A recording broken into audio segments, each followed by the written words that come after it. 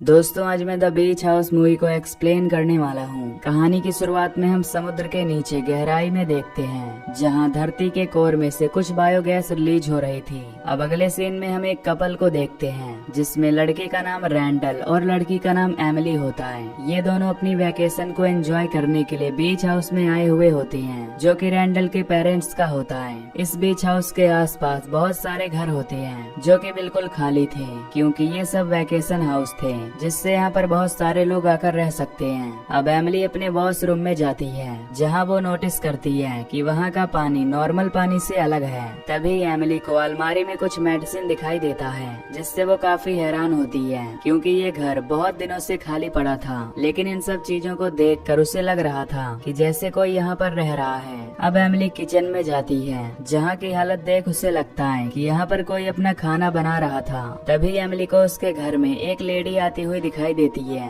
जिससे वो काफी ज्यादा डर जाती है और वहीं पर छिप जाती है। लेकिन जब वो लेडी एमिली के पास आने की कोशिश करती है, तो एमिली तुरंत रैंडल के रूम में जाकर उसे जगाने लगती है, पर तभी वो लेडी वहाँ से चली जाती है। अब एमिली और रैंडल पूरे घर को चेक करते हैं, जिससे उन्हें वो लेडी मिल जाती है, जो कि वहीं छिपी हुई थी। उस लेडी को देख इन्हें ऐसा लग रहा था कि शायद वो इस घर में बहुत दिन से रह रही है, इसलिए रैंडल उससे पूछता है कि तुम कौन हो और यहाँ क्या कर रही हो। इस पर वो लेडी अपना नाम जेन बताती है और कहती है कि वो अपने हस्बैंड मिच के साथ यहाँ बहुत दिन से रह रही है। तभी वहाँ जेन का हस्बैंड मिच भी आ जाता है, जो रैंडल को बताता है कि वो उसके फादर का ओल्ड फ्रेंड है, जिसने उसे यहाँ रहने के लिए जगह दिया हुआ था। ये सुनकर एमिली काफी अपसेट हो जाती है और मिच से कहती है कि हम लोग कहीं दूसरी जगह रूम ले लेंगे। लेकिन मिच उनसे कहता है कि तुम्हें इसकी कोई जरूरत नहीं है, बल्कि तुम हमारे साथ इसी घर में रह सकते हो। अब मिच इन्हें रात को इसी घर में डिनर के लिए इनवाइट करता है।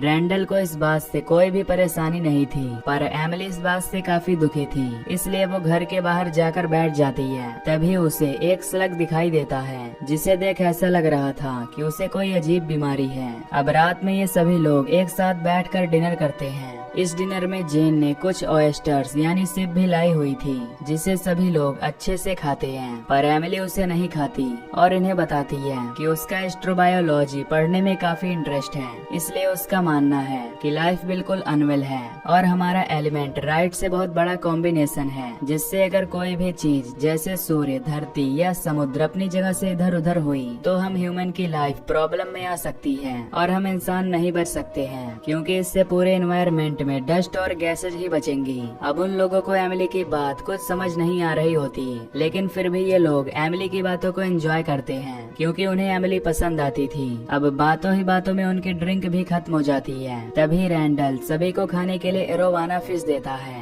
जिसे खाने के बाद सभी लोग फुल हो जाते हैं। इसके बाद मिच किचन में जाता है, जहाँ वो नोटिस करता है कि वहाँ का पानी काफी अजीब है, लेकिन वो इस बात पर ज्यादा ध्यान नहीं देता। अब ये चारों लोग गैलरी में खड़े होते हैं कि तभी ये नोटिस करते हैं कि वहाँ हवा में बहुत सारे माइक्रोब्स उड़ रहे हैं। दरअसल माइक्रोब्स पानी में होते हैं, पर उनका हवा में दिखना एक अजीब बात थी, इसलिए जेन उन माइक्रोब्स को पास से देखने के लिए मिच से रिक्वेस्ट करती है, जिससे मिच उसे बाहर जाने देता है। फिर जब जेन उन माइक्रोब्स को पास से देखती है, तो उसे पता चलता है कि ये माइक्रोब्स हवा में जम चुके हैं। लेकिन जब जेन उन्हें टच करने लगती है, तो उसे खांसी आने लगती है, क्योंकि वहाँ धीरे धीरे बहुत घना कोहरा छाने लगा था, जिससे जेन को सांस लेने में काफी तकलीफ होने लगती है। अब जेन वापस से घर के अंदर जाने वाली होती है कि तभी वो वहीं पर बेहोश हो जाती है। दूसरी तरफ जेन जब वापस नहीं आती, तो मिच उसे देखने के लिए बाहर जाने लगता है। इधर रैंडल बेहोश पड़ा होता है, क्योंकि उसने ज्यादा ड्रिंक कर ली थी। तभी एमिली देखती है कि घर के अंदर फॉग आ रहा है, इसलिए वो घर के दरवाजे को बंद कर लेती है।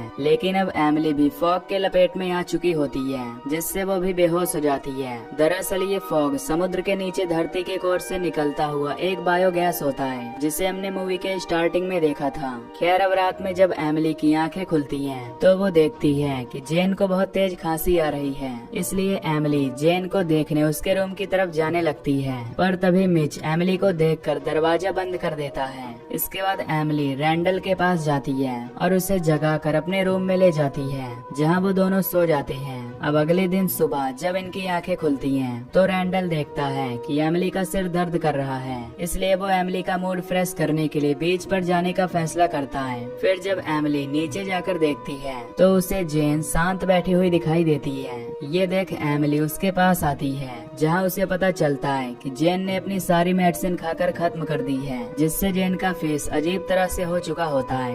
ये देख एमिली एकदम से शॉक्ड हो जाती है और रैंडल के साथ बीच पर चली जाती है। बीच पर ये दोनों रिलैक्स करने लगते हैं, पर तभी रैंडल के पेट में जोर से दर्द होने लगता है, जिससे वो एमिली को अकेला छोड़ घर की तरफ जाने लगता है। पर रैंडल जल्दबाजी में अपने गाड़ी की चाबी और मोबाइल फोन वहीं पर भूल जाता है। अब रैंडल के वहाँ से जाते ही मिच भी वहाँ पहुँच जाता है, जिससे जेन की उस हालत के बारे में पता होता है। दूसरी तरफ रैंडल जब हाथ धो रहा होता है तो उसे पानी का रंग और स्मेल काफी अजीब लगता है, पर वो इस बात को इग्नोर करके एमिली के पास जाने लगता है। लेकिन तभी उसे ऊपर से किसी की आवाज सुनाई देती है, जिससे वो सोचता है कि ऊपर शायद मिच होगा, इसलिए वो उसे देखने के लिए ऊपर जाने लगता है। दूसरी तरफ मिच एमिली के पास होता है, जो उससे कहता है कि ये जगह काफी खतरनाक और अजीब है, क्योंकि यहाँ कोई भी इंसान नहीं दिखाई दे रहा। ये कहकर वो स्विमिंग के लिए समुद्र में चला जाता है, लेकिन समुद्र में कुछ दूरी पर जाने के बाद वो अचानक से गायब हो जाता है, जिसे देख एमिली काफी हैरान होती है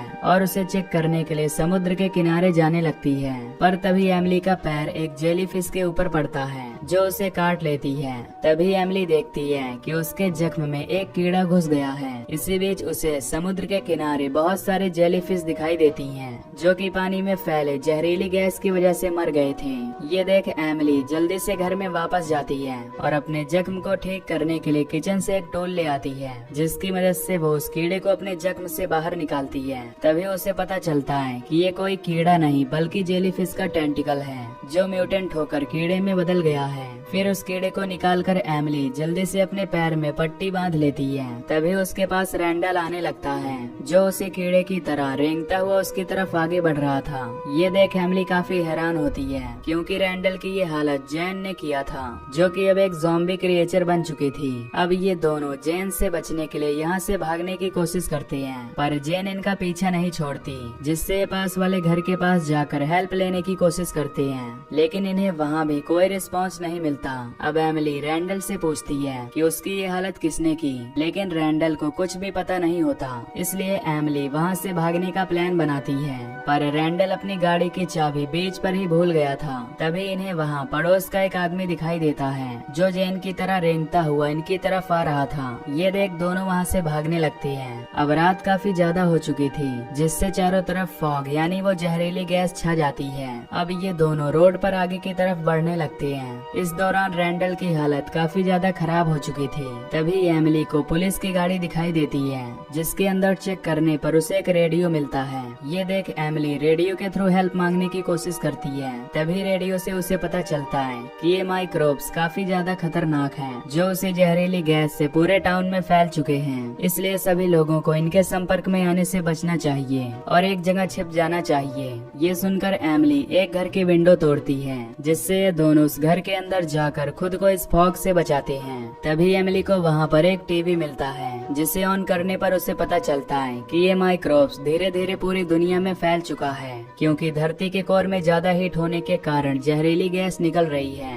जो बाहर आकर एक माइक्रोब्स को जन्म देती है। और इन माइक्रोब्स के संपर्क में आने से सभी लोग क्रिएचर बनकर मारे जा रहे हैं। अब एमिली घर में चारों तरफ गाड़ी की चाबियां ढूंढने लगती है, लेकिन उसे कार की चाबी नहीं मिलती। तभी एमिली को बेसमेंट में ऑक्सीजन सिलेंडर मिलता है, जिसकी मदद से वो यहाँ से निकल सकती है। दूसरी तरफ रैंडल को वॉमिटिंग होने लगती है, जिसके अंदर उसे क्रिएचर दिखाई देता है। तभी रैंडल भी एक ज़ॉम्बी क्रिएचर बन जाता है। इधर एमिली को बेसमेंट में एक इन्फेक्टेड आदमी दिखाई देता है, जिसकी हालत काफी ज्यादा खराब होती है। ये देख एमिली ऑक्सीजन सिलेंडर लेकर ऊपर जाती है और देखती है कि रैंडल भी ज़ॉम्बी क्रिएचर बन चुका है। अब रैंडल एमिली को मारने के लिए उसकी तरफ बढ़ने लगता है, जिससे एमिली ना चाहते हुए भी उसे सिलेंडर से कुचल कर मार डालती है। तभी उसे कार की चाबी मिल जाती है, जिसे लेकर एमिली बाहर खड़ी कार के पास जाती है और उसे लेकर वहाँ से निकल जाती है। अब बाहर काफी ज्यादा जहरीली गैस फैल चुकी थी, जिससे उसे सामने का रास्ता दिखाई नहीं दे रहा था। तभी कुछ दूर आगे जाने पर उसकी कार एक पेड़ से टकरा जाती है। इसके बाद एमिली कार से बाहर निकलती है, जहाँ बहुत सारी गैसेज होती हैं। तभी इस जहरीली गैस के संपर्क में आने से एमिली भी धीरे धीरे इन्फेक्टेड होने लगती है। एमिली यहाँ से बचकर जाने की काफी कोशिश करती है, पर वो वहीं बेहोश हो जाती है। अब अगले दिन सुबह जब एमिली की आंखें खुलती हैं, तो वो खुद को बीच के किनारे पाती है, जहाँ हम देखते हैं कि एमिली पूरी तरह से इन्फेक्टेड हो चुकी है और वो सिर्फ एक ही बात बोल रही होती है कि हमें किसी से नहीं डरना चाहिए। तभी उसके पास समुद्र की एक बहुत बड़ी लहर आती है और उसे अपने साथ समुद्र में बहा कर ले जाती है। और इसी के साथ ये मूवी यहीं पर खत्म हो जाती है।